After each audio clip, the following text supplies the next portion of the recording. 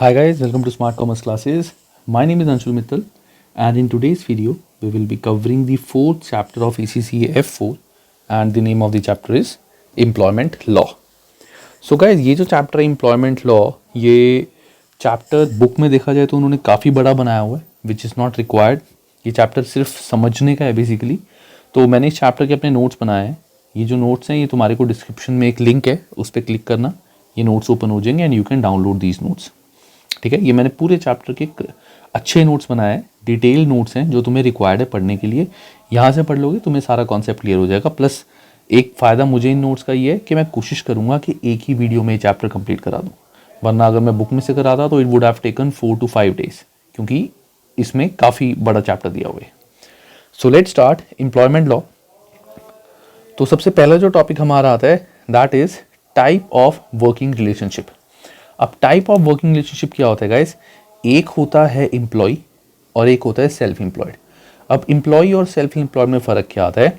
अब जैसे for example एक पर्सन, ये पर्सन इसकी कंपनी है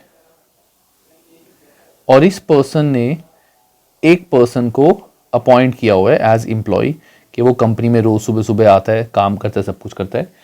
तो ये जो पर्सन होगा, this person will be called as employee के यहाँ पे काम कर रहा है. और सेल्फ एम्प्लॉयड क्या होता है? ये है एक ओनर, इसको एक काम कराना है. बाहर एक बंदा है जो कॉन्ट्रैक्ट पे काम करता है. कॉन्ट्रैक्ट पे मतलब कि ये पर्सन इसका एम्प्लॉय नहीं होगा, ये सिर्फ इसको 3 महीने का कॉन्ट्रैक्ट देता है कि 3 महीने में मुझे काम खत्म करके दे दे, तेरे को मैं 3 महीने की फीस दे दूंगा. That is called self employed. ठीक है. So employee works under an employer, gets salary from the employer. Self-employed works under contract of service, get commission or fees from the person giving contract. ठीक है. अब आता है आगे test to determine employment. अब हमें ये कैसे पता चलेगा कि दो पर्सन्स के बीच में कौन सा रिलेशन है? क्या वो एम्प्लॉयर एम्प्लॉय का रिलेशन है या फिर इंडिपेंडेंट सेल्फ एम्प्लॉयड वाला है? तो पहला होता है कंट्रोल टेस्ट. अब कंट्रोल टेस्ट क्या होता है? बहुत सिंपल है गाइस, ज़्यादा मुश्किल नहीं है. Control test is employer tells employee how, where and when to do the work. Employer employee को बताता है कि तुझे कहाँ पे कैसे क्या काम करना है. ये चीज़ अगर है दैट मीन्स वो एम्प्लॉय है. अगर एम्प्लॉयर सिर्फ उसको काम बताता है, वो कॉन्ट्रैक्टर के ऊपर है कि वो जहाँ पे जैसे मर्जी बैठ के काम करे, उसकी हेडेक है, then that will be a self employed part. This test is not appropriate for skilled employees like specialists working in a hospital. कैसे? अब हॉस्पिटल में अगर हमने डॉक्टर्स हायर किए हुए हैं जो स्पेशलिस्ट हैं, जैसे कोई ऑपरेशंस करता है डॉक्टर, अब हम डॉक्टर को नहीं बताएंगे कि तूने इस टाइम पे आना है. अब doctor is a specialist, he is a professional, वो जब मर्जी आए, वो भी एम्प्लॉय ही है कंपनी का, उसको सैलरी मिलती है या उसको पर ऑपरेशन फीस मिलती है, बट उसका वो कॉन्ट्रैक्ट पे नहीं है, वो पर्सन एम्प्लॉय ही है कंपनी का. तो अगर हमारे स्किल्ड एम्प्लॉयज़ हैं वहाँ पे हमारा कंट्रोल टेस्ट नहीं चल सकता. ज़्यादा डिटेल में नहीं, बिल्कुल सिंपल. सेकंड आता है इंटीग्रेशन टेस्ट.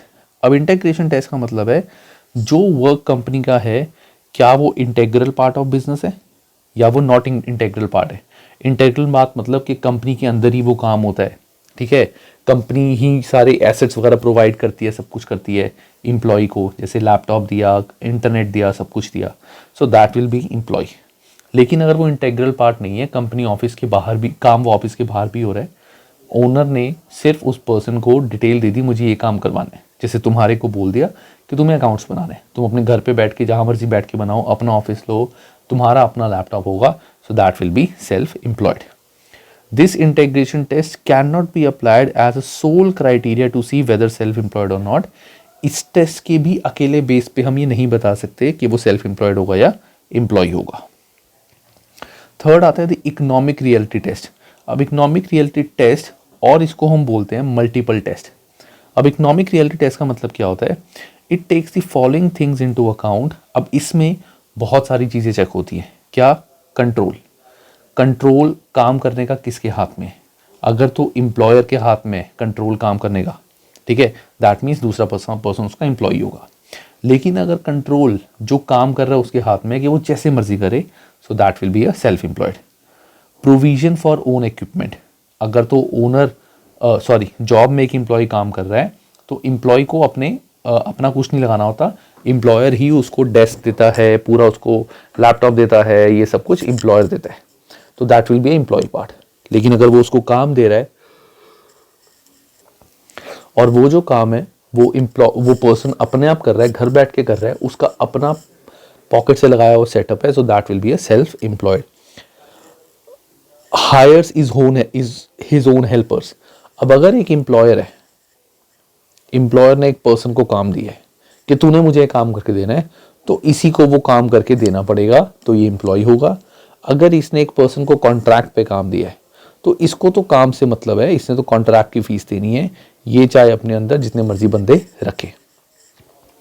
नेक्स्ट आता है फाइनेंशियल रिस्क। अब फाइनेंशियल रिस्क किसका होगा? अगर ये एम्प्लॉय और एम्प्लॉयर है, तो अगर कुछ चीज़ डैमेज हो गई, कुछ भी लॉस हो गया, तो इस पर्सन का कोई लॉस नहीं है एम्प्लॉय का, क्योंकि एसेट भी कंपनी का है, काम भी कंपनी का है, इसका तो कोई लॉस नहीं है, मैक्सिमम सैलरी नहीं मिलेगी। लेकिन अगर कॉन्ट्रैक्टर के घर में आग लग गई, तो ये तो बोलेगा कि भाई मैं तेरे को नहीं फीस देने वाला, मेरा तो काम हुआ नहीं, ठीक है, इसके एसेट भी खराब हो गए, सब डैमेज हो जाएगा। तो फाइनेंशियल रिस्क किसका है, उससे भी वी कैन आइडेंटिफाई कि ये एम्प्लॉय है या सेल्फ एम्प्लॉयड। इन्वेस्टमेंट किसने पैसे लगाए हुए हैं? अगर एम्प्लॉय है तो उसने तो कुछ भी पैसे नहीं लगाए होंगे, और अगर सेल्फ एम्प्लॉयड है तो उसने पैसे लगाए होंगे। Regular method of payment, employee है तो उसको तो हर महीने सैलरी मिलती होगी कंपनी से एवरी मंथ, लेकिन जो कॉन्ट्रैक्टर है उसको पूरा साल कॉन्ट्रैक्ट नहीं होगा, हो सकता है बीच में 2-3 महीने उसको काम ना मिला हो सकता है 2-3 महीने ज़्यादा काम मिल गया हो, तो उसकी इनकम अनइक्वल रहेगी और अनरेगुलर रहेगी, इरेगुलर रहेगी। वर्किंग आवर्स, एम्प्लॉय के तो फिक्स वर्किंग आवर होते हैं, इतने घंटे काम कर रहे हैं, थोड़ा बहुत ऊपर नीचे चलता रहता है।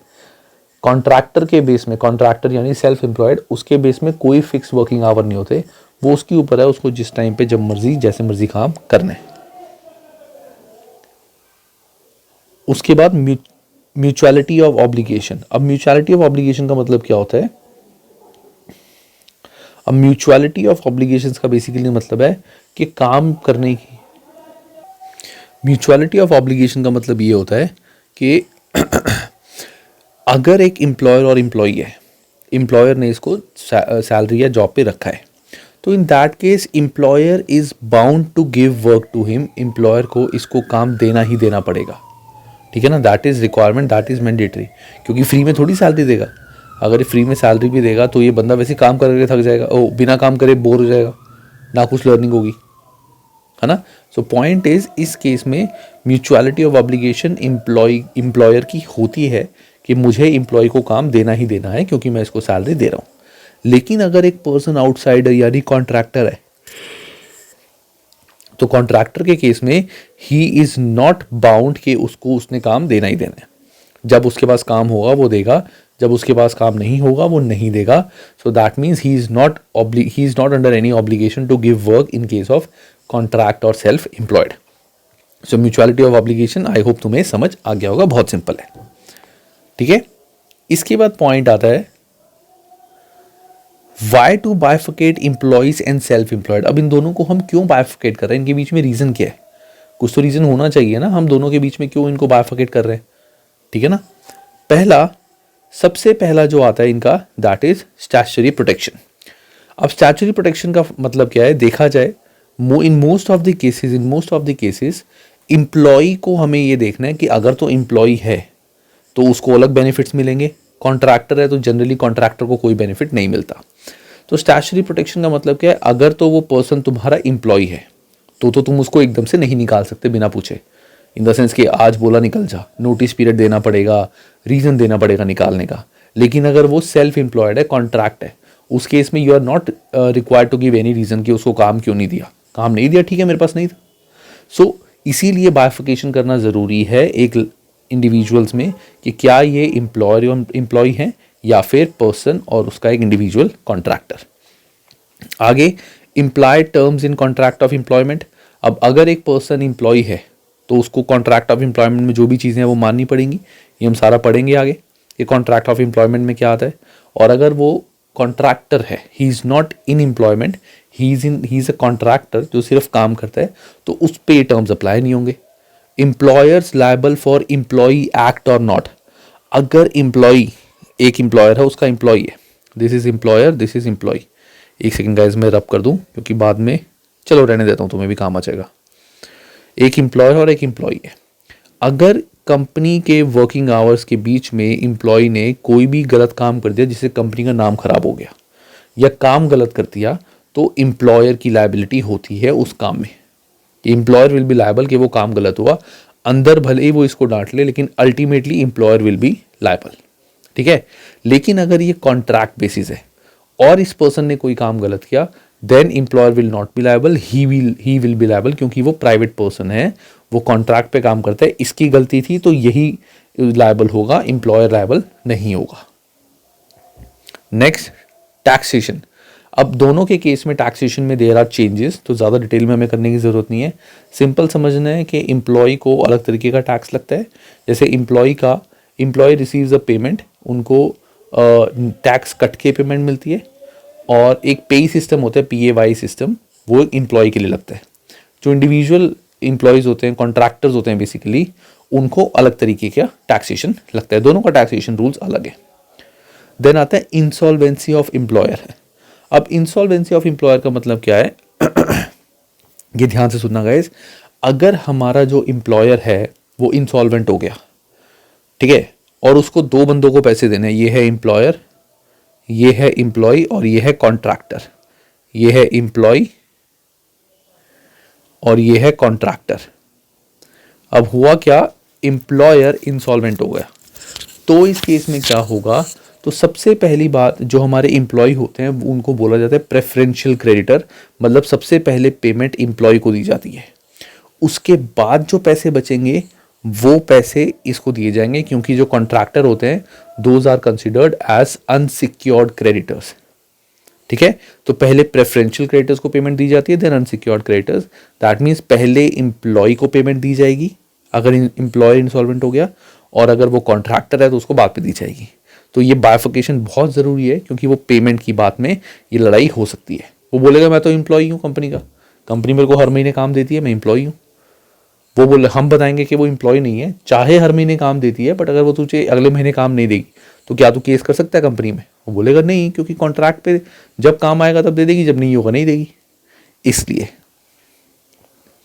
नेक्स्ट, उसके बाद हमारा आता है सर्टेन स्टेट बेनिफिट्स। अब सर्टेन स्टेट्स बेनिफिट क्या होते हैं बेसिकली, अगर एक पर्सन एम्प्लॉई है, वो जैसे इंडिया में मैटरनिटी लीव पे 6 मंथ्स गर्ल्स को वो मिलता है, पे मिलता है, मतलब उनको सैलरी पूरी मिलती है, उनको कुछ काम नहीं करना होता बिकॉज वो प्रेग्नेंट होती है। तो 6 मंथ्स का मैटरनिटी लीव इंडिया में मिलता है, दैट इज़ फुल पे। वो स्टैच्यूटरी यानी गवर्नमेंट ने बोला है वो चीज़, बट वो एम्प्लॉय को ही मिलती है। अगर वो पर्सन कॉन्ट्रैक्टर है या सेल्फ एम्प्लॉयड है, उसको नहीं मिलेगी वो चीज़, क्योंकि वो एम्प्लॉय नहीं है कंपनी का। इसीलिए ये बाइफिकेशन ज़रूरी है between employee and self employed या कॉन्ट्रैक्टर। ये टॉपिक सिर्फ यहीं तक है, इसके अलावा इस टॉपिक में और कुछ भी नहीं है, ठीक है। तो आई होप तुम्हें ये टॉपिक अच्छे से समझ आ गया होगा। बहुत मैंने डिटेल में नहीं कराया, बहुत ऊपर ऊपर से कराया है, और आई होप इतना तुम्हें समझ आ जाएगा, क्योंकि इट्स नॉट रिक्वायर्ड कि मैं बहुत ज़्यादा डिटेल में जाऊँ।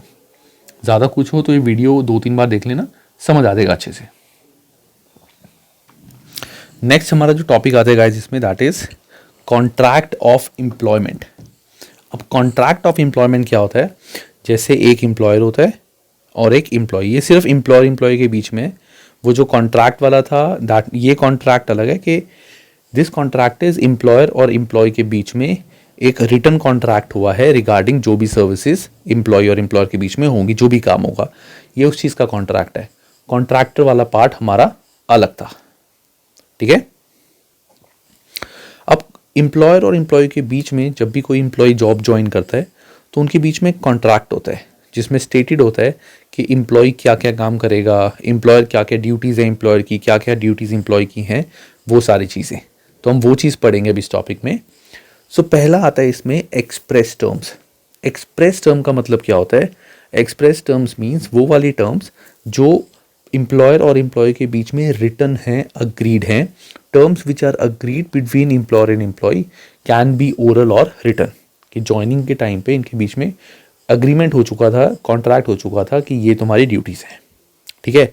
अगर इनके बीच में, ध्यान से सुनना, अगर इनके बीच में कोई कॉन्ट्रैक्ट नहीं था, ना ओरल या रिटन, कोई भी कॉन्ट्रैक्ट नहीं था इनके बीच में, इन दैट केस क्या होगा,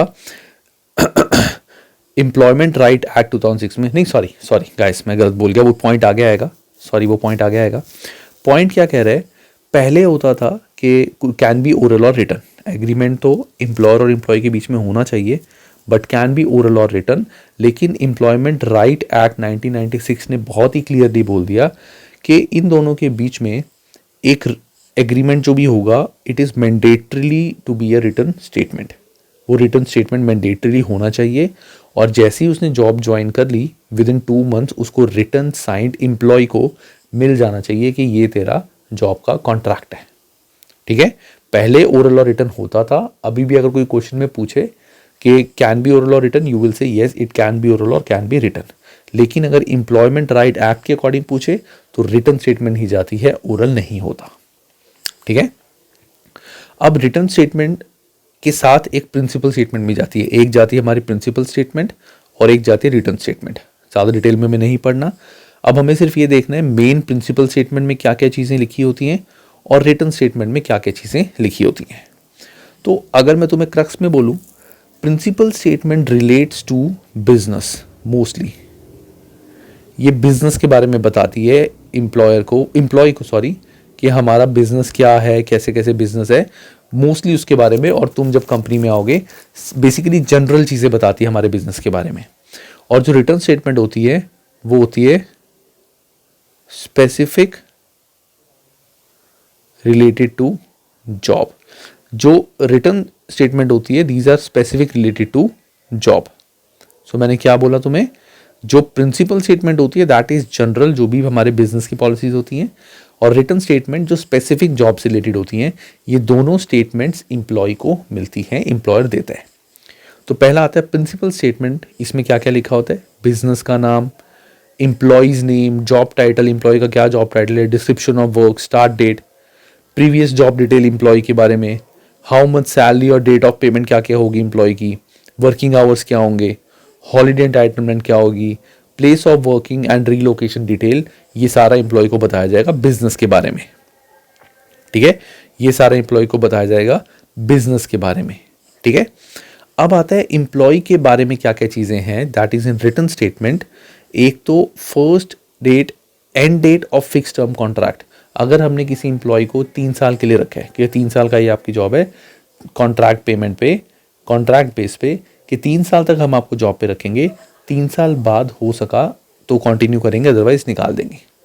सो कौन सी एंड डेट होगी उस चीज़ की, नोटिस पीरियड। अगर एक एम्प्लॉय को जॉब से निकालना है, ये अब डिटेल में आगे पढ़ेंगे, अगर एक एम्प्लॉय को जॉब से निकालना है तो उसको क्या नोटिस पीरियड देना पड़ेगा। नोटिस पीरियड का मतलब होता है, अगर मैं किसी कंपनी में जॉब कर रहा हूँ तो एम्प्लॉयर को निकालने से 1 महीना पहले या 2 महीने पहले मुझे बोलना पड़ेगा कि देखो हम तुम्हें जॉब से निकाल रहे हैं, ये रीज़न है, तो 2 महीने बाद तुम यहाँ से वेकेट कर देना, 2 महीने तक कोई दूसरी जॉब ढूंढ लो।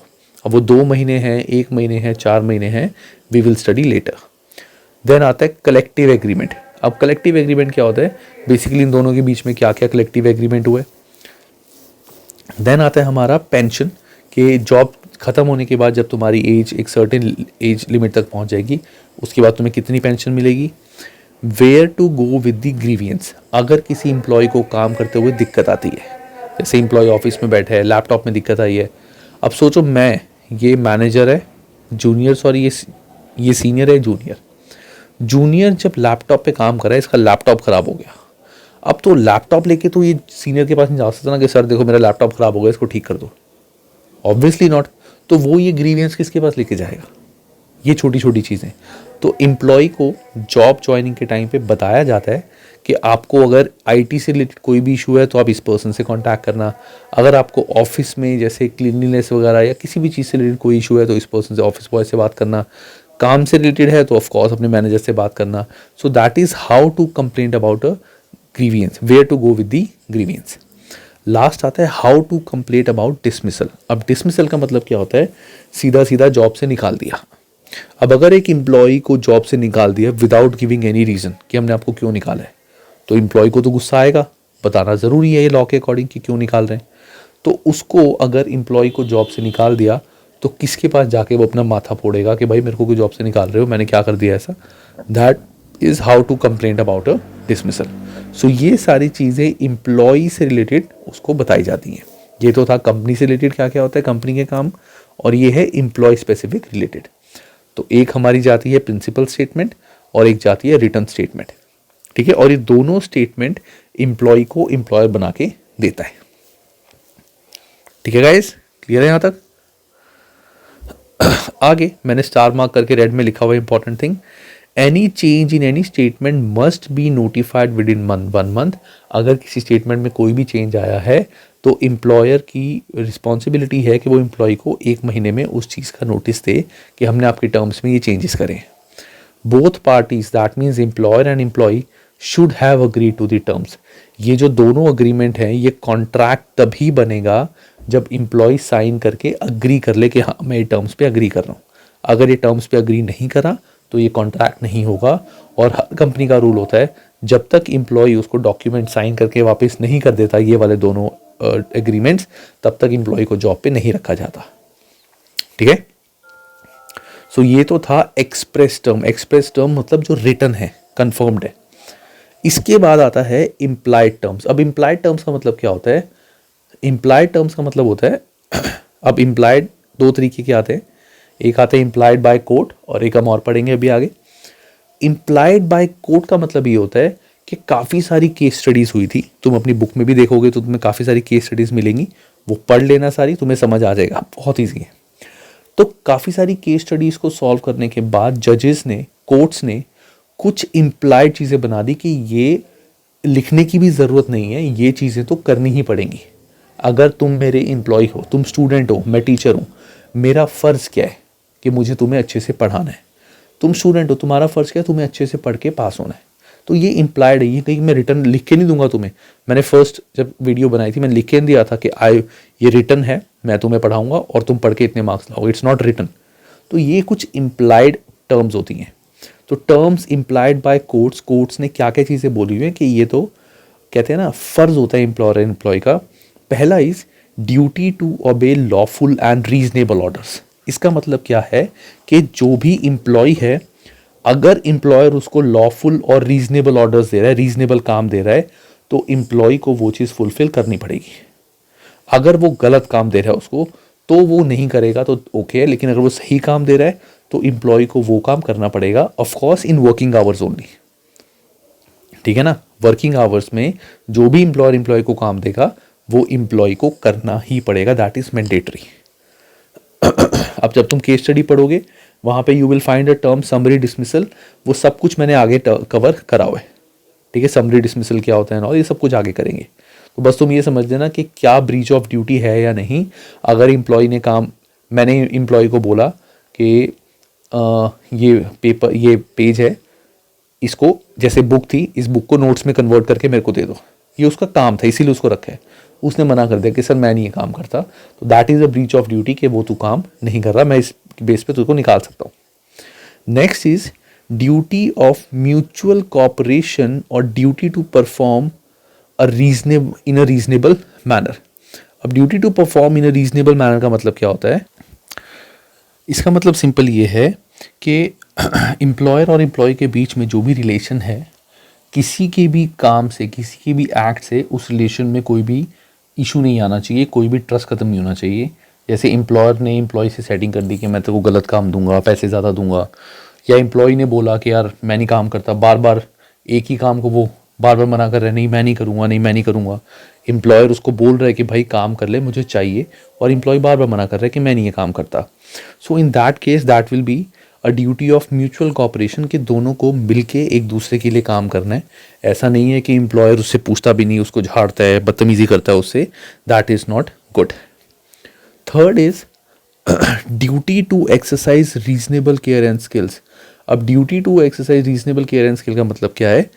Single act of negligence of an employer does not justify a dismissal. अगर एम्प्लॉय ने कोई एक छोटी सी गलती कर ली, ठीक है, तो इट डज नॉट मीन कि एम्प्लॉय को साथ ही निकाल दो। वैसे एम्प्लॉय की रिस्पॉन्सिबिलिटी बनती है कि जो भी काम वो कर रहा है वो बहुत ध्यान से, पूरे दिमाग लगा के, स्किल से करे, गलतियां ना करे। लेकिन अगर एम्प्लॉय कोई छोटी मोटी गलती कर दे, दैट डज नॉट मीन कि उस एम्प्लॉय को जॉब से निकाल दो। दूसरा, employee has to indemnify employer for any loss suffered because of him. अगर एम्प्लॉय की गलती की वजह से काफ़ी डैमेज हो गया है एम्प्लॉयर को, तो वो डैमेज एम्प्लॉय को देना पड़ेगा। एग्जाम्पल मान लो मैं एम्प्लॉई हूँ, ठीक है, मेरा एम्प्लॉयर जो है दैट इज़ अकाउंटेंट, तो उसको किसी कंपनी का ऑर्डर आया या किसी कंपनी ने बोला कि हमें हमारी कंपनी की 1 साल की अकाउंट्स के बुक्स बना के दे दो, जो भी फीस उसकी थी। तो उसने मेरे को काम दे दिया कि तुम ये काम करो। मैंने फाइनेंशियल स्टेटमेंट्स बुक्स वगैरह बनाई, उसमें थोड़ी बहुत गलतियां कर दी जिसकी वजह से मेरी बैलेंस शीट गलत आ गई और मैंने वो चीज़ आगे दे दी। अब आगे जब उस बंदे के पास वो स्टेटमेंट गई, उसने देखा कि यार ये तो डिटेल्स ही गलत हैं, ये तो मेरे को भी पता है कि मेरी ये वैल्यू गलत डाली हुई है। तो जब वो प्रॉब्लम आई तो उस केस में क्या हुआ, एम्प्लॉयर को उस पार्टी ने मना कर दिया पैसे देने से कि हम आपको पैसे नहीं देते। क्यों पैसे दे भाई, काम तो गलत किए। सो एम्प्लॉयर को लॉस हो गया। So in that case employee has to indemnify employer, मतलब एम्प्लॉय को वो पैसे देने पड़ेंगे, या तो जैसे मंथली सैलरी में से पैसे कटवा ले, या पूरी 1 महीने की सैलरी ना ले, या अपनी पॉकेट से पैसे दे, क्योंकि उसकी गलती की वजह से एम्प्लॉयर का लॉस हुआ है। ठीक है, ये है हमारा इम्प्लाइड रूल। फोर्थ आता है duty of good faith, a duty to give honest and faithful service. अब इसका मतलब क्या है, employee should not misuse employer's properties. मतलब एम्प्लॉयर ने अगर उसको लैपटॉप दिया हुआ है, एम्प्लॉयर ने उसको कैबिन दिया हुआ है, एम्प्लॉयर ने उसको टेबल दिया हुआ है, तो वो बच्चों की तरह ये नहीं उस टेबल पे स्क्रैचेस वगैरह मार दे, लैपटॉप उठा के फेंके। ये चीज़ that is not allowed, that is not good. तो अगर एम्प्लॉय को काम दिया है, प्रॉपर्टी दी है, तो उस प्रॉपर्टी को एम्प्लॉय को अच्छे से यूज़ करनी है। Employee should not work for his own in between working hours. इसका मतलब क्या है, एम्प्लॉय जैसे मान लो इसकी वर्किंग आवर्स हैं 10 to 6, तो 6 बजे के बाद वो एम्प्लॉय कुछ भी कर सकता है, वो अपना काम करे, किसी दूसरे ऑफिस में जाए, नाइट शिफ्ट लगाए, डजेंट मैटर, एम्प्लॉयर को कोई फर्क नहीं पड़ता। लेकिन 10 से 6 के बीच में ऑफिस टाइम में अगर वो कोई और काम कर रहे हैं, जैसे एम्प्लॉयर को झूठ बोला कि मैं 1 घंटे में आता हूँ, मेरे को थोड़ा सा काम है, अब घर का काम है, और वाकई किसी और कंपनी में जाके काम करने लग गया, 1 घंटा वहाँ काम कराया, that is not allowed. Employee should not work for his own in between working hours. इसके ऊपर अगर हो वर्किंग आवर्स के बाद कुछ भी करे तब एम्प्लॉयर कुछ नहीं बोल सकता, लेकिन अगर वर्किंग आवर्स के बीच में करे तो ये गलत है। He can do anything after working hours, ये तो मैंने बता ही दिया। Employee should not disclose trade secrets of employer with third party.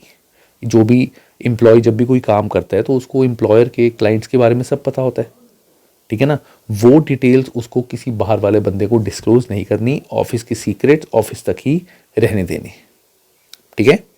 उसके बाद आता है duty to render personal service. अब इसका मतलब क्या है पर्सनल सर्विस का, ध्यान से सुनना।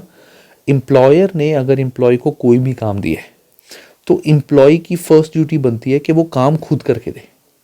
एम्प्लॉयर ने अगर मैंने तुम्हारे को काम दिया है तो तुम ही वो काम करोगे। हाँ, अगर तुम सेल्फ एम्प्लॉयड हो तो तुम जैसे मर्जी करो, चाहे 10 बंदे हायर कर लो, बट अगर तुम्हें मैं सैलरी दे रहा हूँ काम करने की तो तुम्हें वो काम मुझे करके देना है। अगर मान लो तुम्हारे अंडर 4 बंदे हैं, ठीक है, मैंने तुम्हें बोला है कि तुम्हें ये काम करके देना है, इन दैट केस तुम उस काम को आगे डेलीगेट नहीं कर सकते, वो काम तुम्हें ही मुझे करके देना पड़ेगा। बट इन केस अगर मैंने तुम्हें परमिशन दे दी कि कोई बात नहीं, तुम अपनी एम्प्लॉय से भी काम करा सकते हो नीचे वालों से, तब कोई दिक्कत नहीं है।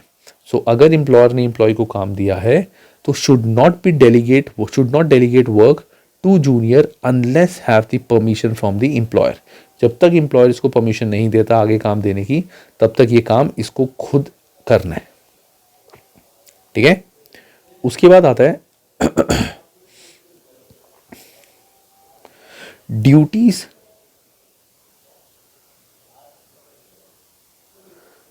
अच्छा, ये थी सारी ड्यूटीज ऑफ एम्प्लॉय। एक सेकेंड गाइस, अब आते हैं ड्यूटीज ऑफ एम्प्लॉयर। हमने जो भी पढ़ी थी those were duties of employ.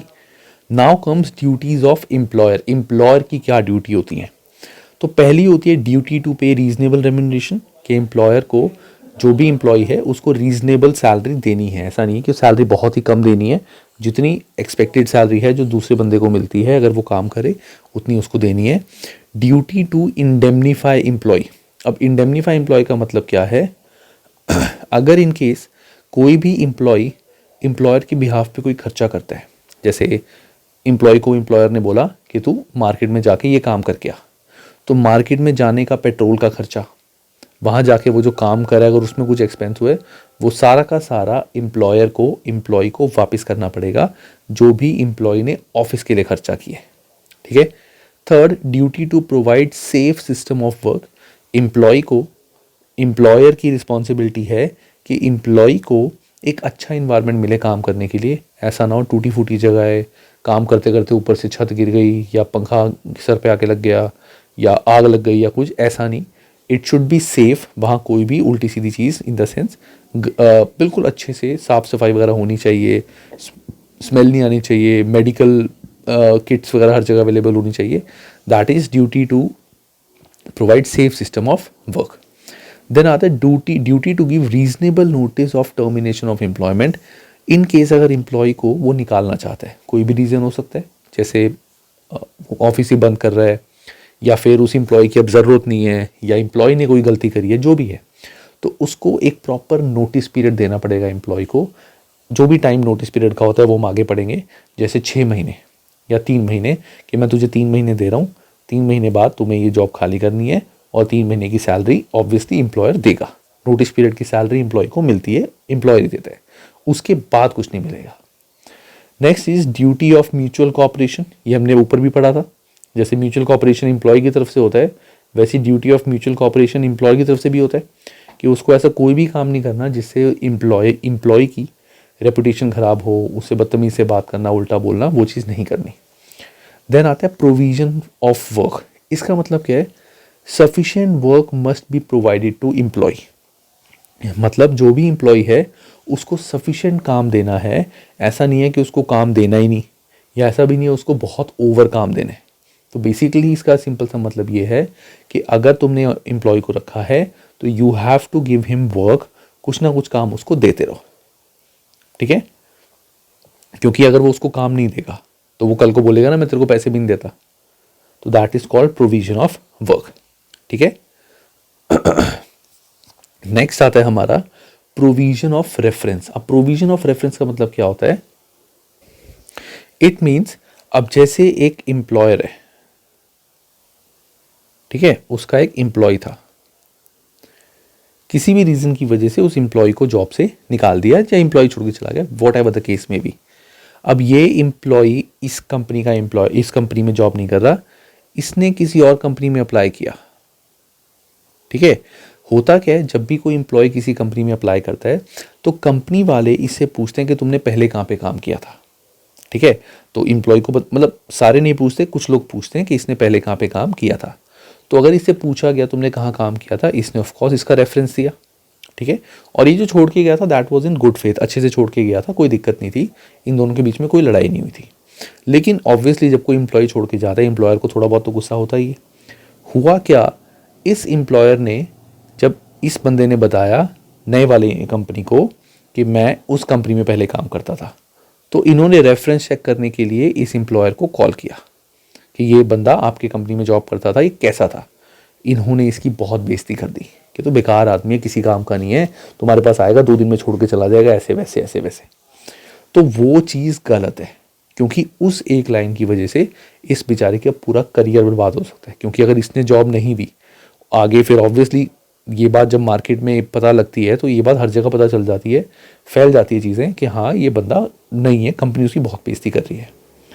तो इसीलिए that is provision for a reference कि अगर इन केस तुम्हारी प्रीवियस कंपनी में पूछा जाता है तुम्हारे बारे में और तुमने कुछ भी गलत नहीं किया, देन तुम झूठ नहीं बोलोगे, तुम अच्छे से ही बताओगे, बिकॉज एक गलत चीज़ से तुम्हारा पूरा करियर बर्बाद हो सकता है।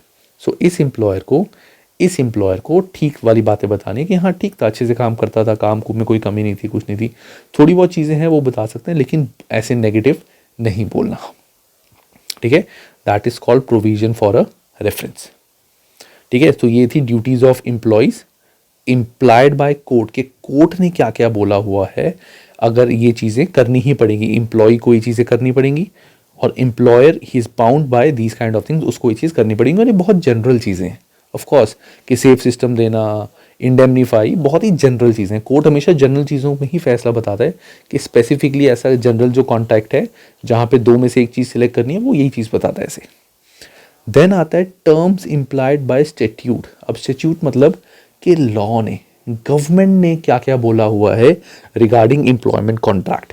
अभी तो हमने पढ़ा था कोर्ट ने क्या बोला है, और जो एम्प्लॉयर एम्प्लॉय के बीच में है, जब एम्प्लॉयर एम्प्लॉय के बीच में उन्होंने रिटर्न टर्म्स लिखी हुई हैं, कोर्ट ने क्या क्या बोला हुआ है, इम्प्लाइड क्या है कोर्ट के थ्रू। अब इम्प्लाइड बाय स्टैट्यूट लॉ ने क्या क्या बोला हुआ है, कौन कौन से एक्ट ने एम्प्लॉयज़ के बारे में या एम्प्लॉयर के बारे में क्या क्या बोला हुआ है वो पढ़ते हैं।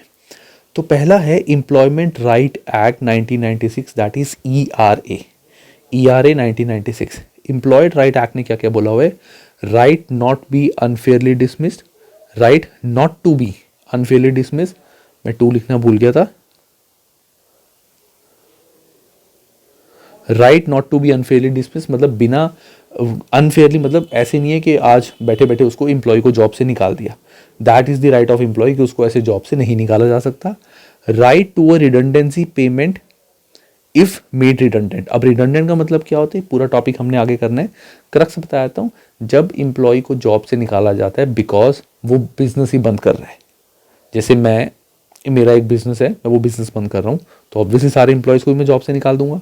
तो वो जो एम्प्लॉयज़ जॉब से निकलेंगे उनको बोलेंगे रिडंडेंट, कि उनको निकाला है रिडंडेंसी की वजह से। तो राइट टू रिडंडेंसी पेमेंट, कि उनको जो निकाला है कुछ टाइम के लिए जॉब से निकाल दिया, तो कुछ टाइम के लिए जब तक उनको दूसरी जॉब नहीं मिलती हमें उनको पैसे देने पड़ेंगे, ये राइट है। तुम ये मत सोचना सर कंपनी तो बंद होगी, अब कंपनी कहाँ से पैसे देगी, ये राइट है एम्प्लॉयज़ का, देना पड़ेगा।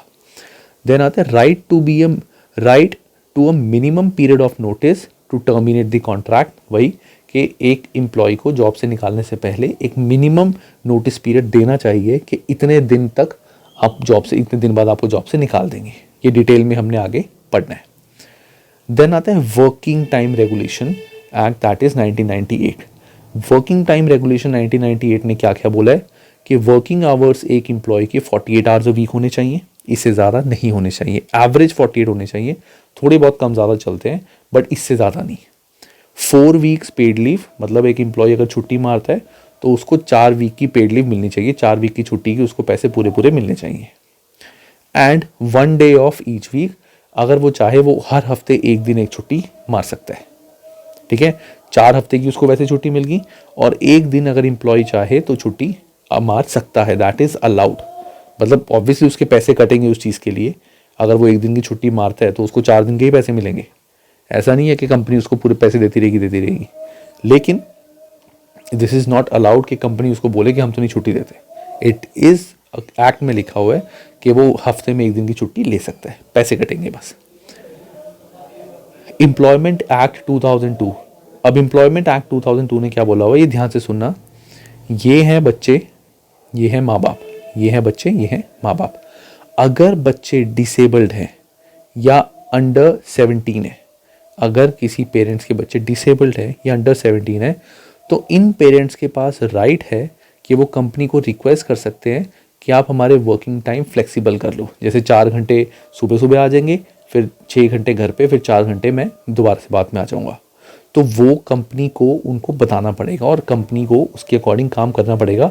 ऑब्वियसली डिस्कशन होंगी, लेकिन कंपनी सीधा सीधा मना नहीं कर सकती।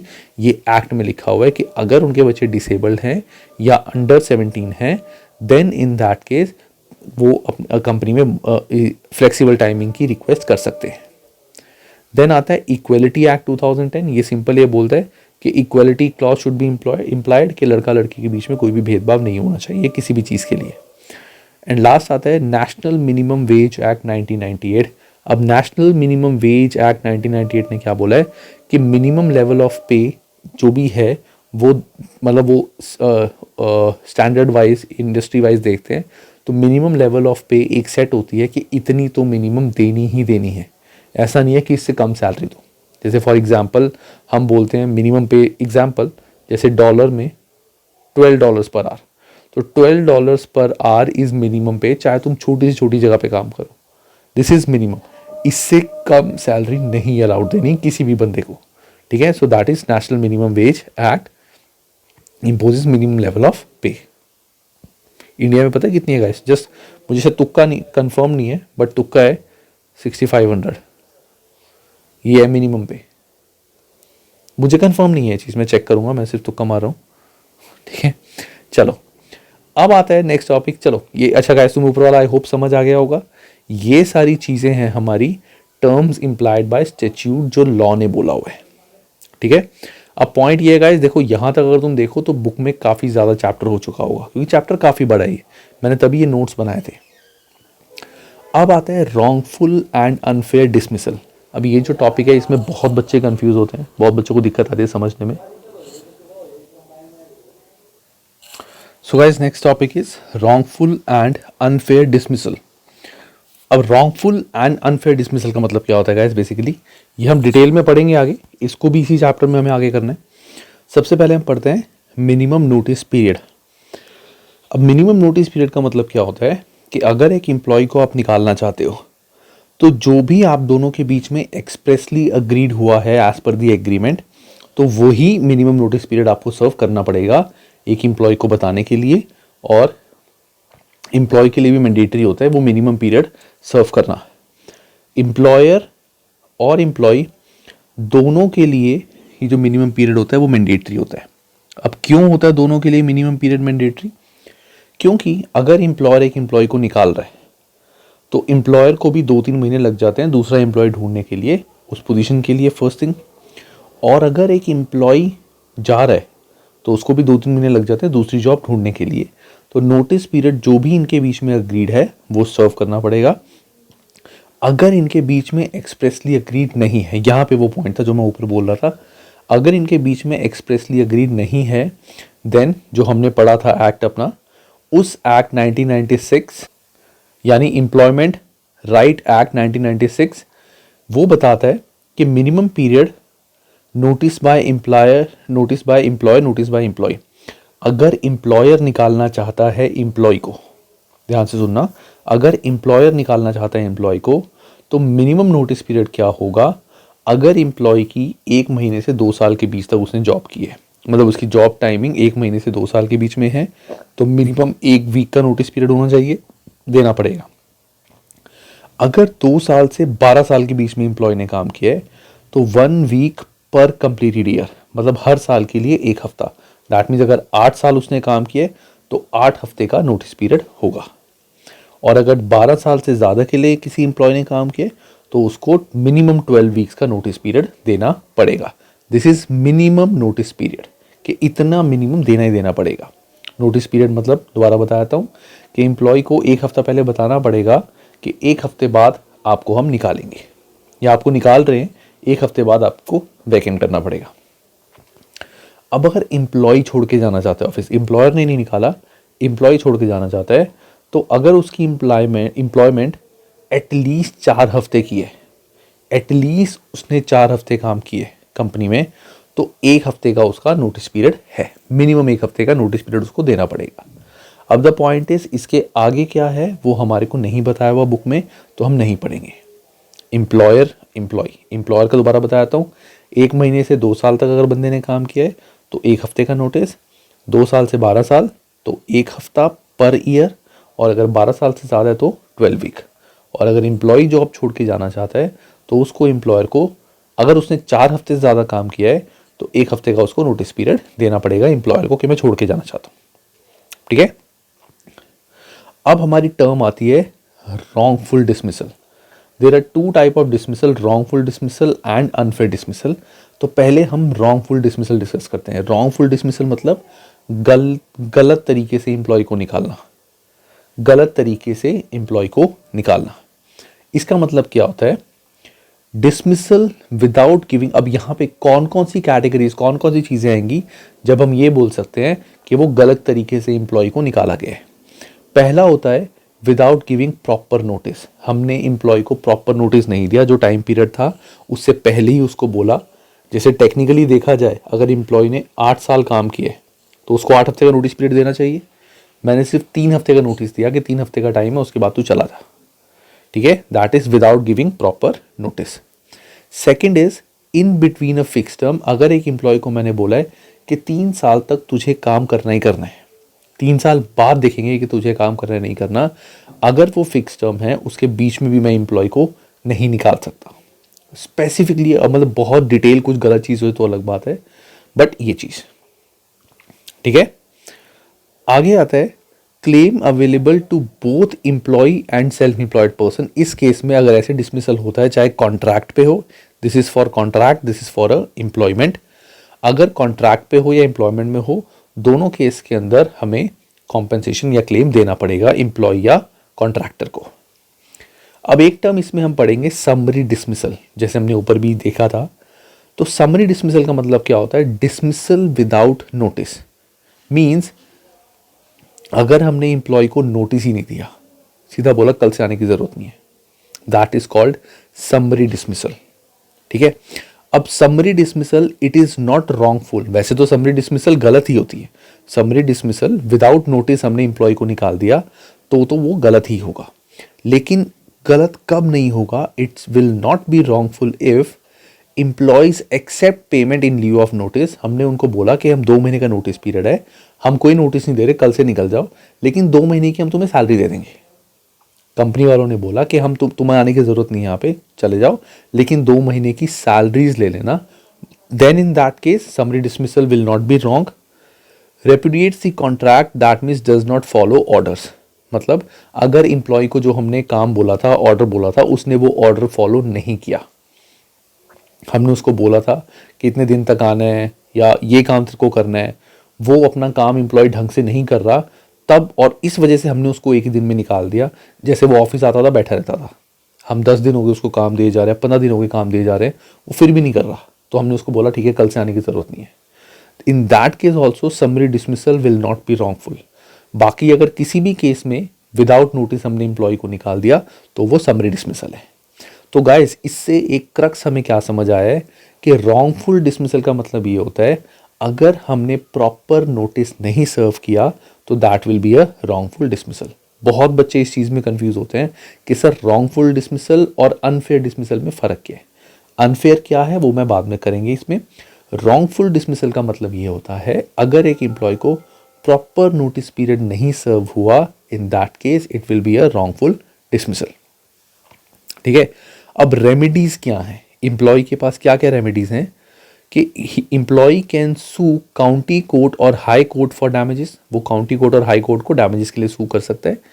वो है 6 years, limitation period is 6 years के जॉब निकलने के 6 साल तक उसको ये केस करना पड़ेगा स्पेसिफिकली फॉर एन एम्प्लॉय। अब ये जो काउंटी कोर्ट है और हाई कोर्ट है ये दोनों के लिए है, एम्प्लॉय के लिए और सेल्फ एम्प्लॉयड के लिए भी, ये दोनों के लिए चलती है। लेकिन स्पेसिफिक एम्प्लॉय के लिए एक और नया कोर्ट है, दैट इज एम्प्लॉयमेंट ट्राइब्यूनल। ये स्पेसिफिकली एम्प्लॉयज़ के लिए है कि अगर एम्प्लॉय चाहे तो वो एम्प्लॉयमेंट ट्राइब्यूनल में जा सकता है with in 3 months of dismissal and claim is not more than 25,000 pounds. अगर क्लेम 25,000 पाउंड से कम का है तो वो 3 months के अंदर, डिसमिसल के 3 months के अंदर एम्प्लॉयमेंट ट्राइब्यूनल के पास जा सकता है। तो या तो यहाँ तो कोई भी जा सकता है दोनों में से, लेकिन अगर स्पेसिफिकली एम्प्लॉय चाहते हैं तो वो यहाँ पे भी जा सकता है। अभी दोनों कैसे कैसे काम करते हैं क्या है उसको हमें नहीं देखना, हालांकि अभी प्रोसेस आएगा छोटा सा बताऊंगा। पहले ये होप तुम्हें समझ आ गया होगा। तो crux wrongful dismissal, notice period के बिना ही एम्प्लॉय को निकाल दिया, बस this is called wrongful dismissal. Next is unfair dismissal. अब अनफेयर डिसमिसल का मतलब क्या है? देखो, अनफेयर डिसमिसल का मतलब है terminates the contract without justifiable reason. There are 2 things. अगर तुम किसी एम्प्लॉय को निकाल रहे हो, तुमने रीजन तो दे दिया उसको कि ये रीजन है, लेकिन उसको नोटिस पीरियड नहीं सर्व करने दिया, तो वो होगा रॉन्गफुल डिसमिसल। और अनफेयर डिसमिसल का मतलब होगा कि तुमने उसको निकाल दिया without giving any justifiable reason कि हम तेरे को क्यों निकाल रहे हैं। वो बोल रहे हैं मुझे बता तो दो तुमने क्यों निकाला है, तो निकल जाओ, बस हमें तेरी जरूरत नहीं है। That is will be unfair dismissal. तुम बहुत अनफेयर हो, ठीक से बता ही नहीं रहे उसको क्यों निकाल रहे हो। So types of dismissal, contract terminated with और विदाउट नोटिस। अब अनफेयर है, चाहे नोटिस दिया चाहे नोटिस नहीं दिया, डज नॉट मैटर। अब terminate without reason, without reason हमने उसको निकाला है, हमने बोला निकल जा, कल से आने की जरूरत नहीं है। तो बंदे ने बोला रीजन बताओ, मैं नहीं बताता रीजन, ठीक है कोई बात नहीं नोटिस पीरियड तो मैं सर्व करके जाऊंगा। उसने कहा ठीक है तू कर ले नोटिस पीरियड सर्व, 2 महीने कर ले, उसके बाद चला जाइए। तो कॉन्ट्रैक्ट टर्मिनेटेड विद और without notice, fix term of contract expire और नॉट रिन्यूड। फिक्स टर्म जो था एक सेल्फ एम्प्लॉयड वाले के साथ, वो एक्सपायर हो गया, हमने रिन्यू नहीं करा।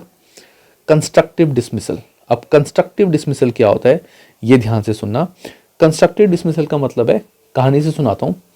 ये एक एम्प्लॉयर है, ये एक एम्प्लॉय, लंबी कहानी नहीं, छोटी सी। एम्प्लॉय ने इतनी उल्टी हरकतें की एम्प्लॉय के साथ, एम्प्लॉयर ने इतनी उल्टी हरकतें की एम्प्लॉय के साथ कि एम्प्लॉय को जॉब छोड़ के जाना पड़ा। अब चाहे तुम ये लगा लो कि उसको गालियां देता था, उसको कोई बात नहीं करता था, ऑफिस में उसको आइसोलेट कर रखा था, या फिर उसको बहुत एक्सेसिव काम देता था, या फिर उसको बहुत गन बोलता था, एनी केस उसको धमकाता था, डराता था, कोई छुट्टी नहीं उसको लेने देता था, can be any case. In that case employee को जॉब छोड़ने पर उसने मजबूर कर दिया था, that dismissal will be called constructive dismissal.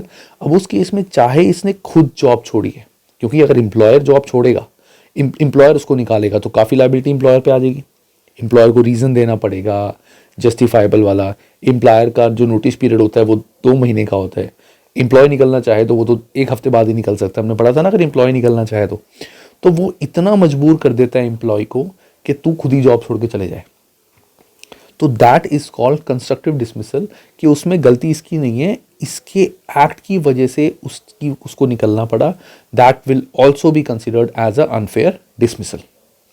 So employee has to leave the job due to any wrong conduct of the employer. Action will be against employer for wrongful dismissal. Action wrongful dismissal का employer के against लिया जाएगा in this case also. तो ये कहानी, ये ऐसा कुछ करने से इसका मतलब ये नहीं होगा कि एम्प्लॉयर बोलेगा कि दाद मैंने नहीं निकाला, वो खुद जॉब छोड़ के गया। भाई मैंने नहीं उसको निकाला, एक बार नहीं बोला कि तू जॉब छोड़ के जा, वही जॉब छोड़ के गया, बट उसकी मजबूरी थी एम्प्लॉय की कि उसका इतना कुछ हुआ कि उसको जॉब छोड़नी पड़ी। ठीक है, that will B constructive dismissal. ठीक है, तो अनफेयर डिसमिसल और रॉन्गफुल डिसमिसल के बीच में डिफरेंस क्या है? रॉन्गफुल में होता है कि नोटिस पीरियड प्रॉपर सर्व नहीं हुआ, और अनफेयर डिसमिसल में होता है कि उसको रीजन ही नहीं बताया कि क्यों जॉब से निकाल रहे हैं। If employee does not resign in the event of breach of duty, कि कुछ ऐसा हुआ, मतलब कुछ भी गलत चीज हुई, ब्रीच ऑफ ड्यूटी, जैसे एम्प्लॉय का कॉन्ट्रैक्ट था, किसी भी कॉन्ट्रैक्ट में एम्प्लॉयर को एक काम बोला गया था कि तुम्हें ये राइट्स फॉलो करने हैं एम्प्लॉय के लिए, उसने नहीं करे, then in that case it is deemed कि हमने उसको एक्सेप्ट कर लिया and waive of the rights. For example, जैसे अब ये बहुत इंपॉर्टेंट पॉइंट है, जैसे कॉर्पोरेट वर्ल्ड में क्या होता है, कॉन्ट्रैक्ट के बीच में लिखा हुआ है कि तुम 8 घंटे से ज्यादा तुम काम नहीं करोगे। जॉब में लिखा हुआ है 8 घंटे तुम्हारा वर्किंग आवर्स है। कभी कभार, इन वेरी ऑफन या मतलब very rarely you would be asked to sit for late, अगर काम का प्रेशर ज्यादा हुआ। लेकिन जिस दिन तुमने जॉब ज्वाइन की, हर रोज तुम्हें लेट बिठाते हैं। अब 1 दिन हो गया, 2 दिन हो गया, हफ्ता हो गया, तुमने 1, 2, 3 महीने हो गए, तुमने कोई क्वेश्चन नहीं उठाया, यू आर वर्किंग, तो इन दैट केस वो राइट वहीं खत्म हो जाएगा एम्प्लॉयर का, और वो अब तुम उसके अगेंस्ट केस नहीं कर सकते। तुम वो बोलेंगे भाई तू अगर कोर्ट में भी जाता है, कोर्ट बोलेगा भाई तू 3 महीने से वहां पे वो काम कर रहा था, तब तो तेरे को फर्क नहीं पड़ा, आज क्यों फर्क पड़ गया, मतलब कोई और रीजन होगा, वो रीजन नहीं है। ठीक है, तो if employee does not resign in the event of breach of duty of employer, he has deemed to accept that breach or waive that right। तो वो राइट खत्म हो जाता है, एम्प्लॉय की उस चीज में राइट खत्म हो जाती है, और इट मीन्स कि उसने वो एक्सेप्ट कर लिया, अब उसको ऐसे ही फॉलो करना पड़ेगा।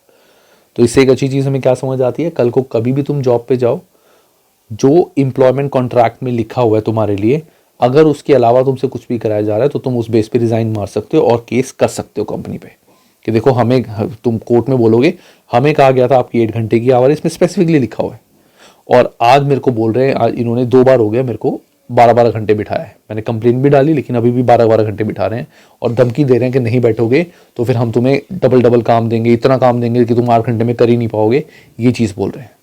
तो this you have to tell. अब आता है फेयर रीजंस फॉर डिसमिसल। अगर एक एम्प्लॉय को बिना जस्टिफिकेशन के निकाला गया है, ध्यान से सुनना, अगर एक एम्प्लॉय को बिना जस्टिफिकेशन के लिए निकाला गया है तो वो फेयर कब होगा, कब बोलेंगे कि एम्प्लॉयर सही था उसको निकालने के लिए। First is capability qualification of an employee. Capability, जो एम्प्लॉय वो अनकेपेबल था, कुछ उसका एक्सीडेंट हो गया, चोट लग गई, कुछ हो गया, या एक्सीडेंट नहीं बोलेंगे, वो एकदम से पागल हो गया एम्प्लॉय, तो एम्प्लॉयर कैसे काम कर रहा था उससे, वो तो इनकेपेबल हो गया एम्प्लॉय, इसलिए निकालना पड़ा।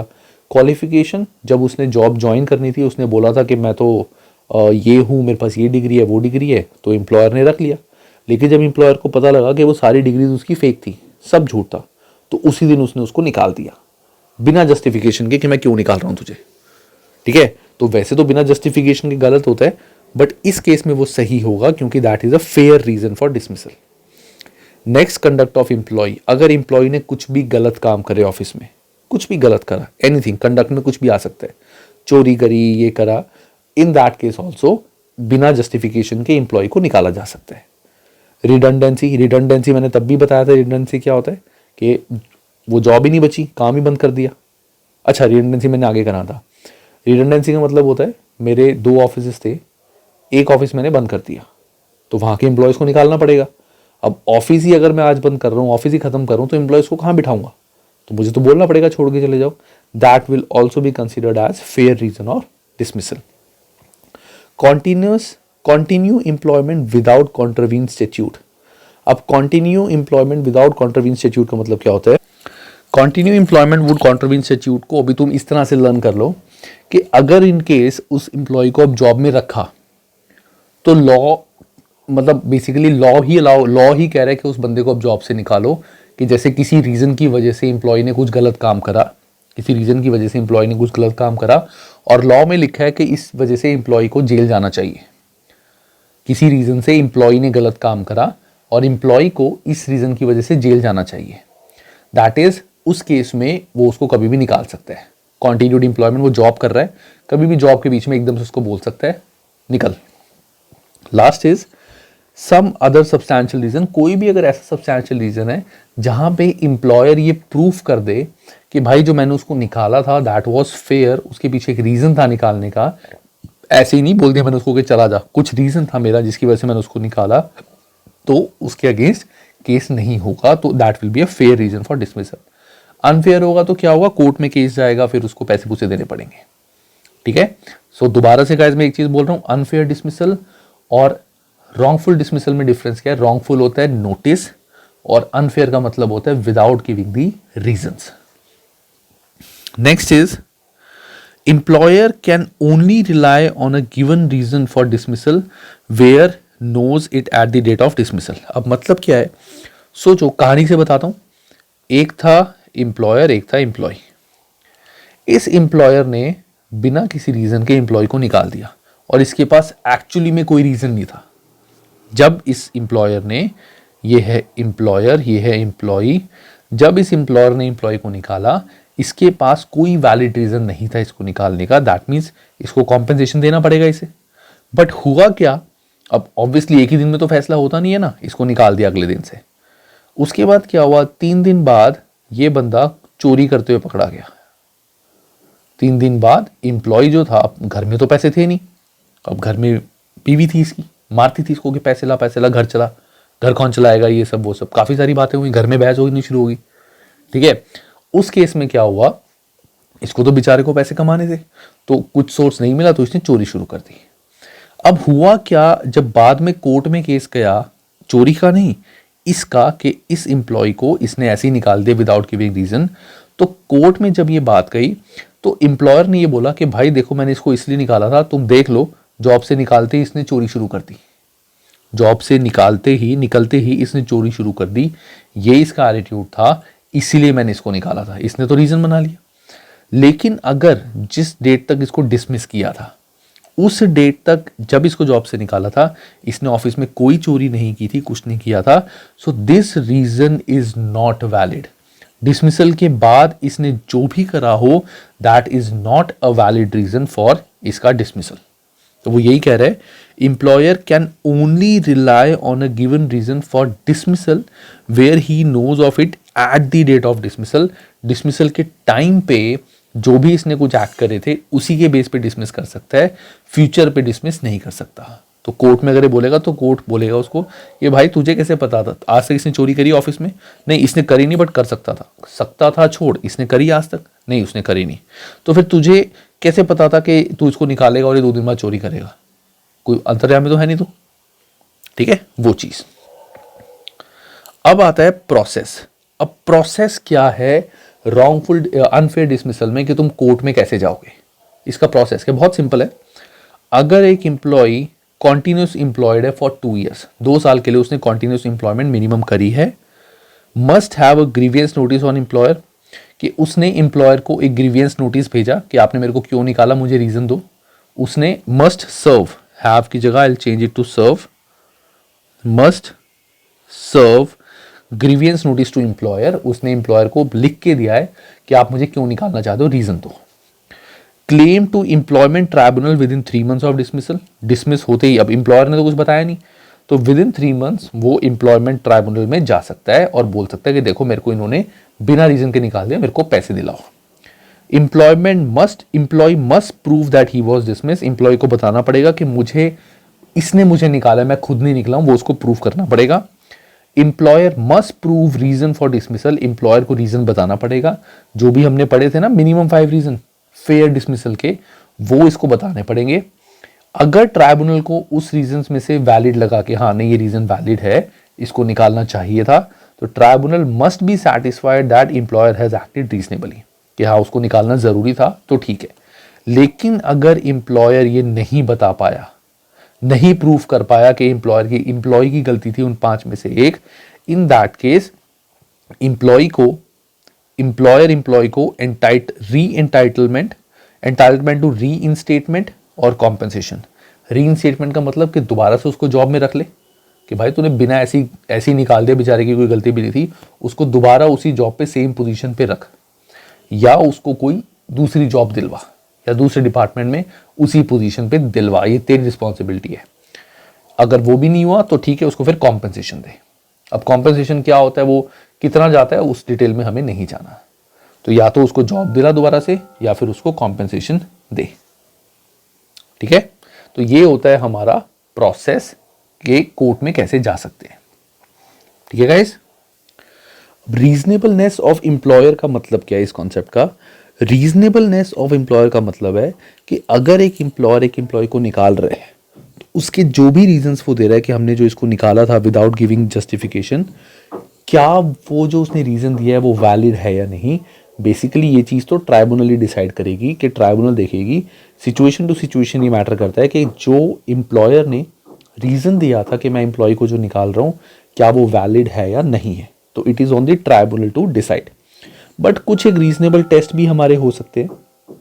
तो रीजनेबल टेस्ट था रीजंस गिवन आर सफिशिएंट, कि जो रीजंस उसने दिए थे उन 5 में वो सफिशिएंट थे, उसमें से मैच कर रहे थे, तब भी एम्प्लॉयर सही है अपनी जगह पे। Employer adopted reasonable procedures in decision to dismiss and manner of dismissal. मतलब एम्प्लॉयर ने जब एम्प्लॉय को निकाला, उसने रीजन नहीं दिया उसको निकालने का, लेकिन प्रॉपर नोटिस फॉलो किया 2 महीने का, सारे रूल्स एंड रेगुलेशन फॉलो करे, सब कुछ करा उसने एम्प्लॉय को निकालने के लिए, जस्टिफिकेशन उसकी वैलिड थी। So in that case also court देखेगा कि नहीं यार, अगर उसको खुंदक से ही निकालना होता तो वो तो एक ही दिन में निकाल देता। 2 महीने का नोटिस पीरियड भी दी है, सैलरी भी दी है, अच्छे से काम भी करा है, उस टाइम पे से रिस्पेक्ट भी दी है। जब ये जॉब छोड़ के गया है, दूसरी जगह पे जब जॉब ले गया है, तो रेफरेंस के थ्रू वहाँ पे भी अच्छे से इसके बारे में बताया है, ये सब वो सब, then it can be seen कि नहीं उसमें उसका कोई नेगेटिव मोटिव नहीं था निकालने का। There should be a reason, कोई जस्टिफाइबल रीजन ही होगा। ठीक है, so that is reasonableness of the employer, कि उसने क्यों निकाला। In case of incapability and in case of misconduct of employee, अगर एम्प्लॉय इनकेपेबल है या एम्प्लॉय ने कोई मिसकंडक्ट किया है, उसको निकालने से पहले एक वार्निंग भी देना जरूरी है और एक अपॉर्चुनिटी ऑफ बीइंग हर्ड भी देना जरूरी है। कहते हैं ना कि अगर एक एम्प्लॉय इनकेपेबल है कि वो काम ही नहीं कर रहा ठीक से, तो उसको वार्निंग दो कि भाई लास्ट वार्निंग है, रिटन वार्निंग दो उसको कि लास्ट वार्निंग है, अगर इसके बाद भी ये काम टाइम पे नहीं कर पाए तुम, तो प्लीज कल से मत आना। और in case of misconduct of employee, अगर एम्प्लॉय ने ऑफिस से चोरी कर ली जैसे, तो उसको सीधा सीधा जॉब से निकालने की बजाय उसको एक बोल सकते थे अपॉर्चुनिटी ऑफ बीइंग हर्ड, कि भाई तूने चोरी क्यों करी। अगर उसकी कोई मजबूरी थी, उसने बोला कि मैं 1 हफ्ते में पैसे लौटा दूंगा, तो उसको एक चांस दिया जा सकता है। सीधा ऐसा नहीं है कि एक काम करा निकाल दो जॉब से। तो ये warning and opportunity of being heard एक एम्प्लॉय को देना जरूरी होता है विदाउट उसको जॉब से निकालने के। That is reasonableness of the employee. अब आता है इनएडमिसिबल रीजंस फॉर डिसमिसल। अब इसका मतलब क्या है कि कौन कौन से ऐसे रीजंस होते हैं जिसको हम बोलेंगे कि भाई ये तो इनकेपेबल है, कि ये तो कोई रीजन नहीं है निकालने के, जो तूने रीजन दिए भाई दीज आर नॉट रीजंस कि हम तेरे को निकाल देंगे। अब रीजंस क्या है? Inadmissible reasons for dismissal, victimisation of health and safety of complainants और विसल ब्लोअर्स। इसका मतलब क्या है? एक बंदा ऑफिस में कुछ गलत हुआ था, उसकी कंप्लेंट डाल रहा था। विसल ब्लोअर क्या होता है? Whistle blower is a person जो जब भी कंपनी में कुछ भी गलत होता है तो विसल ब्लोअर क्या करता है? विसल ब्लोअर सारी ऑर्गेनाइजेशन में रिवील करता है कि क्या क्या उल्टे काम हो रहे हैं, कोई लॉ फॉलो नहीं कर रहा, रूल फॉलो नहीं कर रहा।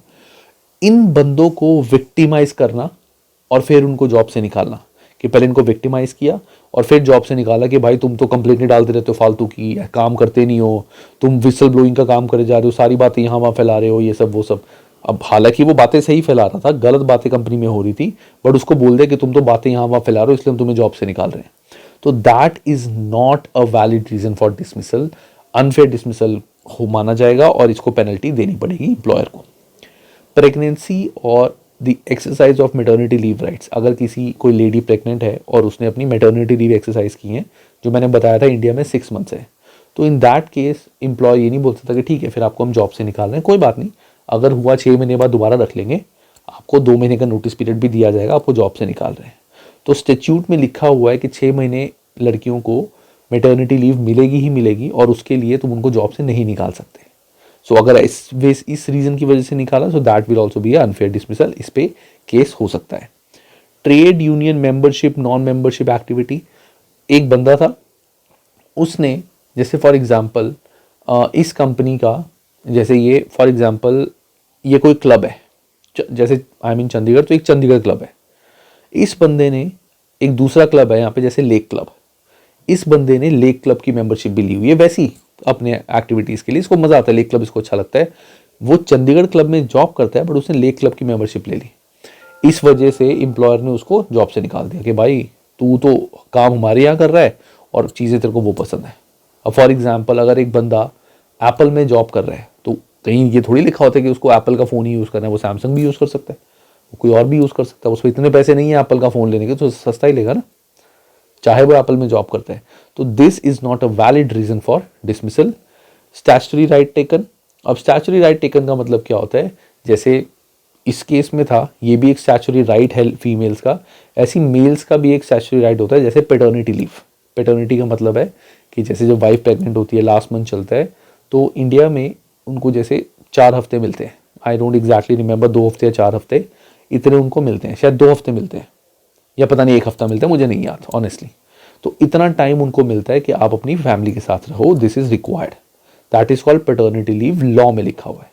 तो अगर वो पेटर्निटी लीव पे जा रहा है और एम्प्लॉयर ने उसको निकाल देगा, भाई तू जा, ठीक है कोई बात नहीं, पेटर्निटी लीव पे जा, 2 महीने का नोटिस पीरियड है, खत्म कर, that is also a non valid reason for dismissal.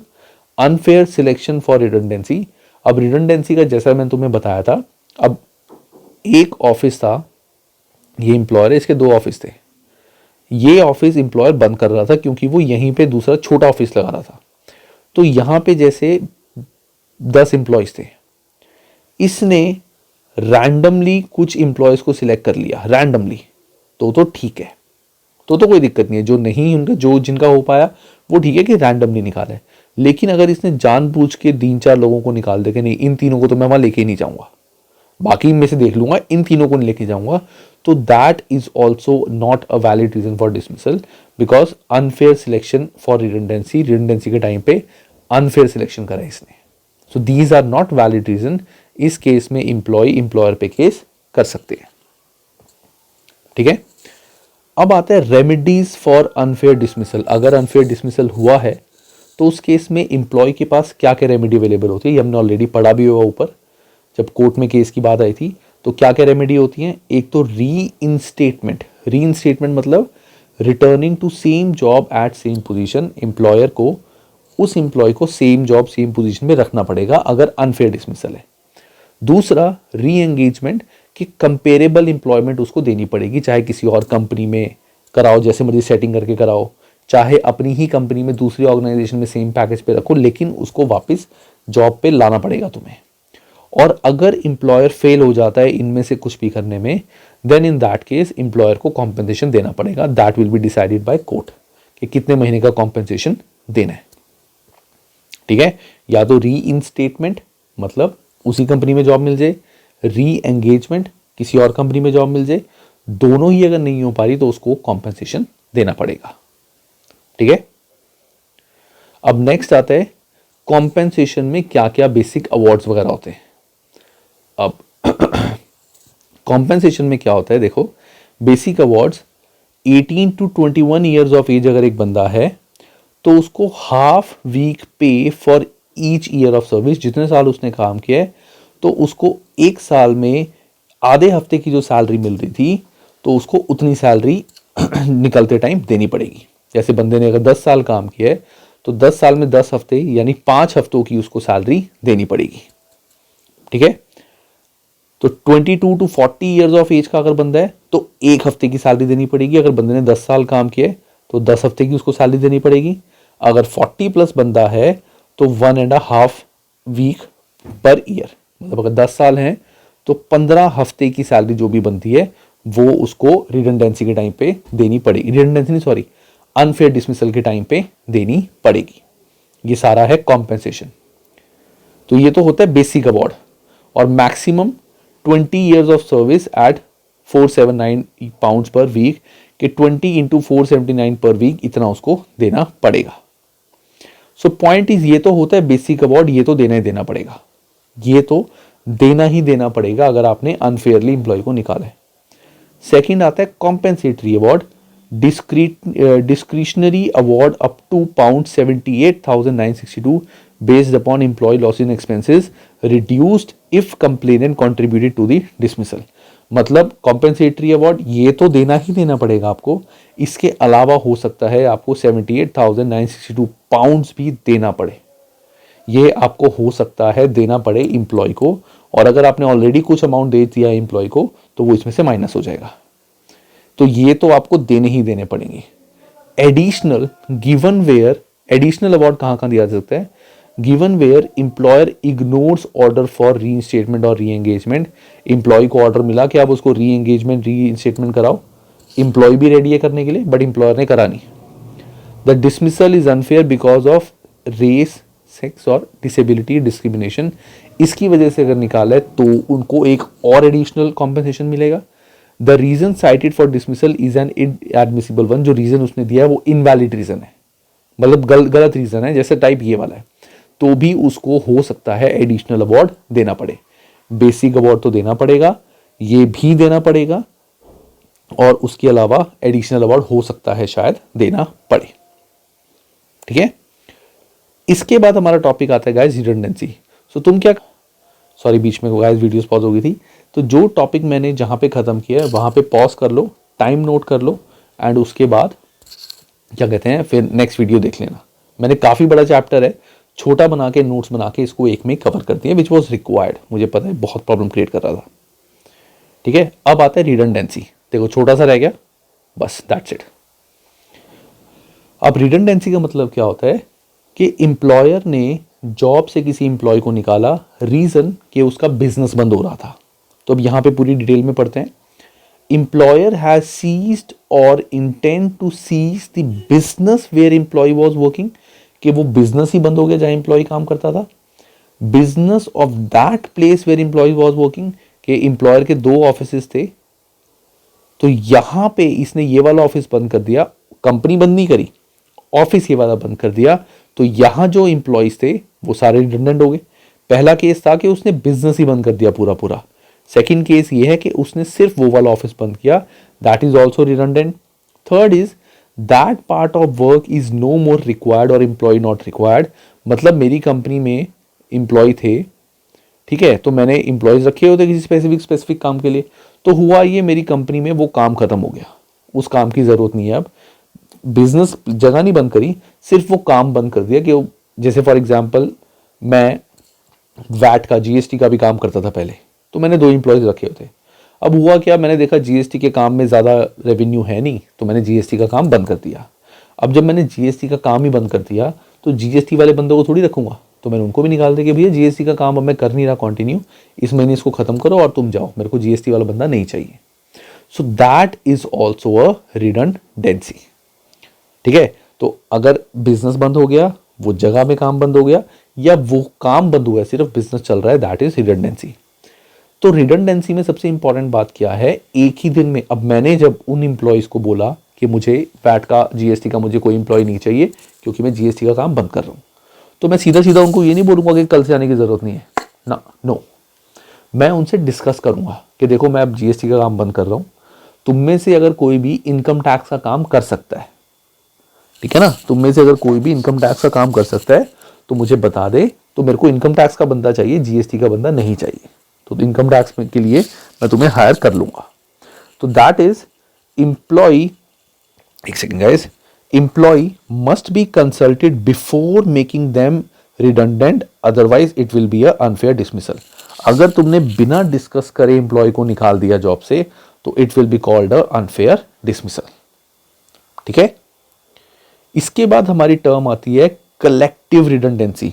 Collective redundancy का मतलब एक तरह से कलेक्टिव मतलब कलेक्ट करके मतलब बहुत सारे। So 20 or more employees redundant in one place of work within 90 days period, तो उसको हम बोलेंगे कलेक्टिव रिडंडेंसी। अगर हम 20 से ज़्यादा एम्प्लॉयज को 90 डेज के अंदर हम निकाल रहे हैं कंपनी से, तो उनको भी हम कलेक्टिव रिडंडेंसी बोलेंगे। अगर हम ऐसा काम कर रहे हैं तो ये करने से पहले हमें क्या करना पड़ेगा, करने से पहले we must notify department of business innovation and skills, हमें इनको बताना पड़ेगा कि हम रिडंडेंसी में अप्लाई कर रहे हैं और हमें इतने एम्प्लॉयज को निकालना है। And this is and not or, consult with work place representatives, कि वर्क प्लेस में जैसे ट्रेड यूनियन में लीडर वगैरह होते हैं ना, उनसे भी डिस्कस करना पड़ेगा कि हम 20 बंदों को निकाल रहे हैं। ठीक है, अब पॉइंट इज, अब ये रिडंडेंसी से पहले की बात है, ऐसा नहीं है रिडंडेंसी के बाद हम उनको बताएंगे, रिडंडेंसी से पहले ही हम उनको बताएंगे कि देखो हम ऐसे रिडंडेंट कर रहे हैं। तो रिडंडेंसी में जैसे वर्क प्लेस रिप्रेजेंटेटिव से बात करेंगे तो कब उनसे कंसल्ट किया जा सकता है, प्रपोजल स्टेज, मतलब निकालने से पहले। रिडंडेंसी अभी सिर्फ प्रपोज की है कि हम लोगों को निकालने वाले हैं, तो उसके लिए कंसल्टेंसी कितने दिन पहले करनी चाहिए, 30 days before the first redundancy where there are 20 to 90 propose redundancies. अगर हमें लगता है हमें 20 से 90 लोगों को निकालना है विद इन 90 डेज, तो पहली रिडंडेंसी, पहले बंदे को निकालने से 30 डेज पहले हमें कंसल्ट करना पड़ेगा वर्क प्लेस वालों से, मतलब निकालने से 30 डेज पहले हमें कंसल्ट करना पड़ेगा। अगर हम 100 से ज़्यादा बंदों को निकालने लगे हैं 90 दिन के अंदर, 100 से ज़्यादा बंदों को रिडंडेंट करने लगे हैं, तो हमें 45 डेज पहले कंसल्ट करना पड़ेगा। ठीक है, that is consultants at proposal stage, कि प्रपोजल स्टेज के टाइम पे हम कैसे, कितने टाइम पहले कंसल्ट हमें करना पड़ेगा। अब आता है प्रोसीजर। अब इस चीज का प्रोसीजर क्या है रिडंडेंसी का अप्लाई करने का, या किसी इंप्लॉय ने बोला हुआ है कि मेरे को रिडंडेंट कर दिया, मेरे को पैसे दो, तो ये कैसे होगा। अगर एक इंप्लॉय ने 2 साल के लिए कंपनी में काम किया, claim to employment tribunal within 6 months of dismissal, कि डिसमिसल से 6 months तक उसने बताया है कि देखो मेरे को रिडंडेंसी की वजह से निकाल दिया, यहाँ 6 months है, 3 months नहीं है। Employee must prove he was dismiss, employee को बताना पड़ेगा कि मुझे उन्होंने एक दिन में ही जॉब से निकाल दिया। Employer must prove that employee was not redundant not dismiss. Basically क्या था कि रिडंडेंसी में उसको एकदम से नहीं निकाला था, डिस्कस करके निकाला था ये। इफ फाउंड रिडंडेंट, अगर इंप्लॉय को लगा कि वो तो रिडंडेंट ही है, एकदम से ही जॉब से निकाल दिया उसको, देन ही हैज टू पे बेसिक अमाउंट। जो बेसिक अवार्ड था, इसमें उसको कॉम्पेंसेशन नहीं देना, इसको बेसिक अवार्ड देना पड़ेगा। हमें याद है 3 चीजें थी, बेसिक अवार्ड, एक डिसमिसल और एक आगे एडिशनल। तो अगर रिडंडेंसी है तो गलत नहीं है, लेकिन उसको बेसिक अवार्ड देना पड़ेगा। समझ में आएगा इस कि रिडंडेंस अगर हुआ है, एम्प्लॉय रिडंडेंसी की वजह से निकला है, तो that is not wrong not right. Employee के लिए थोड़ा सा गलत है क्योंकि एकदम से वो बेचारा चला गया, तो उसको बेसिक अवार्ड तो मिलेगा, चाहे उसको एडिशनल और डिसमिसल वाला ना मिले, बेसिक तो मिलेगा ही मिलेगा। Last topic of this chapter that is redundancy पे। अब रिडंडेंसी पे क्या होता है, basic award for unfair dismissal, ये हमने भी ऊपर देखा है। नो पे, कोई पे नहीं देनी if employee offered fresh employment and he refused for same unreasonably. उसने एम्प्लॉय को ऑफर की गई फ्रेश एम्प्लॉयमेंट, उसने बोला मैं तो पैसे लूंगा, मेरे को नहीं एम्प्लॉयमेंट चाहिए, तो उसको पे देने की जरूरत नहीं है। Employee must be allowed at least 4 weeks, employee को 4 हफ्ते देने चाहिए कि वो कोई और जॉब ढूंढ सके। ऐसा नहीं है कि 4 हफ्ते, उसको बोला कि 4 हफ्ते हैं, जॉब मिलेगी तो ठीक है, 2 हफ्ते दे रहे हैं, या तो कंपनी में जॉब कर ले या पैसे नहीं मिलेंगे, या तो कंपनी में काम कर ले या पैसे नहीं मिलेंगे, 2 हफ्ते हैं। नहीं, उसको एटलीस्ट 4 हफ्ते देने चाहिए, क्योंकि पहले तुमने कंपनी से उसको निकाल दिया, एक ईगो भी होती है, वो बंदा शायद दोबारा काम ना करे, ठीक है, शायद he should try for a new job. Onus is on the employer to prove, हर चीज का इस केस में, रिडंडेंसी के केस में ओनस एम्प्लॉयर पर है। एम्प्लॉयर को प्रूव करना पड़ेगा कि भाई इसमें गलती मेरी नहीं थी, एम्प्लॉय की थी। एम्प्लॉय के ऊपर ओनस नहीं, ओनस मतलब किसके ऊपर जिम्मेदारी है प्रूव करने की। दोज आर कॉल्ड रिडंडेंसी पे। ठीक है गाइस, ये चैप्टर तुम्हारा खत्म होता है। इसके डिस्क्रिप्शन में तुम्हारे को वो मिल जाएगा, क्या कहते हैं, मेरे ये नोट्स मिल जाएंगे, तो तुम सीधा उसको डाउनलोड कर सकते हो। और इसका बस मेरा F4 कंप्लीट हो चुका है, so I will be starting with F7 very soon. ठीक है, चलो guys, take care, have a good time.